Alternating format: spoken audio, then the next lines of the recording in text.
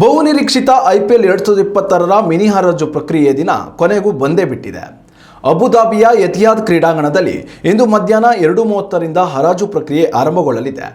ಈ ಬಾರಿ 10 ತಂಡಗಳಲ್ಲಿ 77 ಸ್ಥಾನಗಳು ಭರ್ತಿಯಾಗಬೇಕಿದ್ದು, ಇದಕ್ಕಾಗಿ 359 ಕ್ರಿಕೆಟಿಗರು ಸ್ಪರ್ಧೆಯಲ್ಲಿ ಭಾಗಿಯಾಗಿದ್ದಾರೆ. ಈ ಪಟ್ಟಿಯಲ್ಲಿ 110 ಮಂದಿ ವಿದೇಶಿ ಆಟಗಾರರಿದ್ದು, ಇವರಲ್ಲಿ 31 ಜನರಿಗೆ ಮಾತ್ರ ಅವಕಾಶ ಸಿಗಲಿದೆ.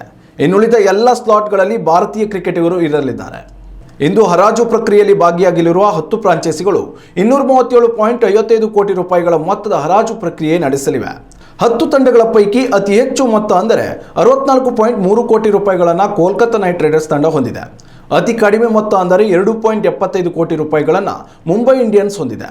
ಇನ್ನುಳಿದಂತೆ ಚೆನ್ನೈ ಸೂಪರ್ ಕಿಂಗ್ಸ್ 43.4 ಕೋಟಿ, ಸನ್ರೈಸರ್ಸ್ ಹೈದರಾಬಾದ್ 25.5 ಕೋಟಿ, ಲಕ್ನೋ ಸೂಪರ್ ಜೈಂಟ್ಸ್ 22.95 ಕೋಟಿ, ಡೆಲ್ಲಿ ಕ್ಯಾಪಿಟಲ್ಸ್ 21.8 ಕೋಟಿ, ರಾಯಲ್ ಚಾಲೆಂಜರ್ಸ್ ಬೆಂಗಳೂರು 16.4 ಕೋಟಿ, ರಾಜಸ್ಥಾನ ರಾಯಲ್ಸ್ 16.5 ಕೋಟಿ, ಗುಜರಾತ್ ಟೈಟನ್ಸ್ 12.9 ಕೋಟಿ ಹಾಗೂ ಪಂಜಾಬ್ ಕಿಂಗ್ಸ್ 11.5 ಕೋಟಿ ರೂಪಾಯಿಗಳಿಗೆ ಆಟಗಾರರನ್ನು ಖರೀದಿಸಲಿವೆ.